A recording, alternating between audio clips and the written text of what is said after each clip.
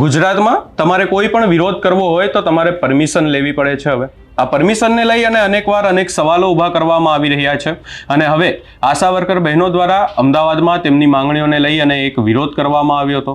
આ વિરોધને લઈ અને ક્યાંક ને ક્યાંક તેમના દ્વારા એક રેલી પણ નીકાળવાની હતી, પરંતુ આ રેલીને લઈ અને પોલીસ દ્વારા પરમિશન નથી આપવામાં આવી। ત્યારબાદ આ વાતને લઈ અને હાલ અનેક સવાલો ઊભા થઈ રહ્યા છે। આ સમગ્ર બાબતે વિગતે ચર્ચા કરીશું। નમસ્કાર, હું છું ઉજ્જવલ અને આપ જોઈ રહ્યા છો નિર્ભય ન્યૂઝ। આપણને ખબર છે કે આશા વર્કર બહેનો ગુજરાતમાં છેલ્લા કેટલાય સમયથી તેમની પડતર માંગણીઓને લઈ અને વિરોધ કરી રહ્યા છે।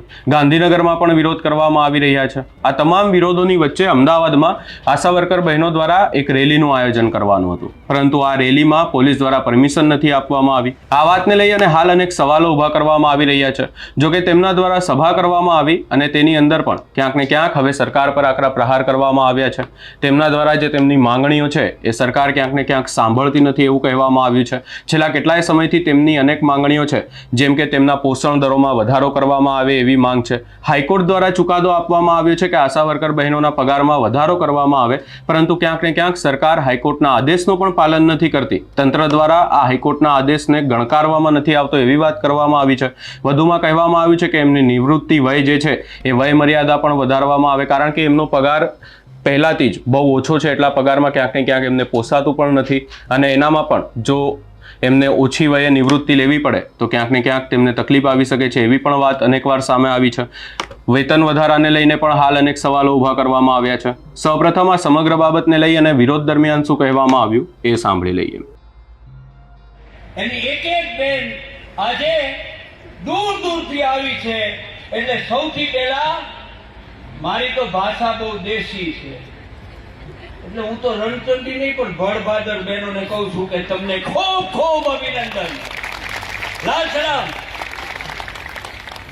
આ મિજાજ દેખાડવાનો હવે સમય આવી ગયો છે, કારણ 2022માં ચૂંટણી આવતી હતી, એ સરકારને આપણે ઝુકાવીને 2200 રૂપિયાનો ઐતિહાસિક વધારો આ જ યુનિયન મારફત આપણે મેળવ્યો અને તેનો યશ કોને છે તો કે તમને। 80,000 બહેનો હડતાલ ઉપર હતી, 3 દિવસની હતી, પણ વિચાર હતો, જરૂર હતું, અને એક પણ બેન પણ આપણને પગે લાગવા આવવું કોની તાકાત હતી? અરુણ મહેતાના ખિસ્સામાં છરી છે, હું બંદૂકનો રિવોલ્વર રાખું છું, પણ સરકારને આ યુનિયનની બીક લાગે છે। શું કામ? લોકશાહીમાં માથાની કિંમત છે। ચૂંટણી આવે, જીતે કોણ? તો કે જેને મત વધારે આવ્યા હોય એ, તો જેની અરે માથા વધારે અને જેની અરે માથા ઓછા એનું શું થાય? હારી જાય। તમને પૂછું છું, અહીંયા બહેનો આવી છે ને, જીતવું છે કે હારવું છે? પાછળ કોઈ નથી બોલતું। જીતવું છે કે હારવું છે? તો જીતવું છે એમ જયારે બોલો ને ત્યારે બરાબર સમજજો કે જીતવા માટે શું જોવે? શું જોવે? જીતવા માટે માથા જોવે। અને આવો તમારા LIB ડિપાર્ટમેન્ટ, CID વિભાગ, તમારા ખુફિયા વિભાગ, એને મોકલીને જોઈ લ્યો કે માથા ક્યાં છે, તમારી યારે કે અમારી યારે? તો સરકારને અહીંથી ચેતવણી આપવા માટે આ રેલી રાખી છે, પડકાર રેલી નામ આપ્યું છે, અને કહીએ છીએ કે હજી તો અમે અમારા લાભાર્થીને નથી બોલાવ્યા, આ તો અમે જ આવ્યા છીએ। મોદી સાહેબને રેલી કરવી હોય ને તો તમને બસ મોકલે, પછી કોણ કે બસ ભરી નાખો અને બસ ભરીને રેલીમાં આવો, તો તમે સમજો બરાબર કે તમારા માટે જો અમે બસ ભરતા હોય તો, અને આ તાકાતથી અહીંથી ચેતવણી આપીને કહેવા માંગીએ છીએ કે અમે બંધારણીય માર્ગે અમે રેલીની મંજૂરી માંગીએ ને તમે ન આપો। કેમ ભાઈ કેમ? શું અમે આ દેશના નાગરિક નથી? શું અમે રાષ્ટ્રીય સેવા નથી કરતા? આ જગ્યાની પરમિશન લીધી છે અને આજે તમારા માટે અહીંયા માંડવો તમારા પૈસાથી બાંધેલો છે અને આજે માંડવા નીચે તમે બેઠેલા છો, એટલે આ આપણી શક્તિ છે. પણ જેના માટે લડવાનું છે એ લડત કોઈ નાની સૂની નથી. આજે આપણા જે મંડાણ થઈ રહ્યા છે લડતના, એ હજી તો પગથિયા કહેવાય. હજી પણ આગળ વધવાનું સ્ટેપ બાય સ્ટેપ આવશે. તમામ બહેનો કે છે હડતાલ પાડી દો, પાડીએ ના નથી, અમને આપણે ઉપાડાય હડતાલનું. અને તે વખતે સરકાર થાકેલી હોય લૂલા ચીથડા જેવી, અને ત્યારે એની ઉપર ઘા કરાય. એટલે આવવાના છે. તમે માનો કે એક તમારું 2 મહિનાના 4 મહિનાના બિલ હોય તો એને કઢાવવા માટે જિલ્લામાં રેલીઓ કરવી પડે ને. કેટલી સંખ્યાની જરૂર પડે, કેટલા બળની જરૂર પડે, કેટલી તાકાતની જરૂર પડે. આખા ગુજરાતની અંદર 1 લાખ આંગણવાડી વર્કર હેલ્પર છે, 53,000 કેન્દ્ર છે. તો 53,000 કેન્દ્રમાંથી 1,06,000 માંથી આપણે કેટલા લડવાની તાકાત ધરાવીએ છીએ એ તાકાતનું અનુમાન આની સંખ્યા પરથી થઈ જાય.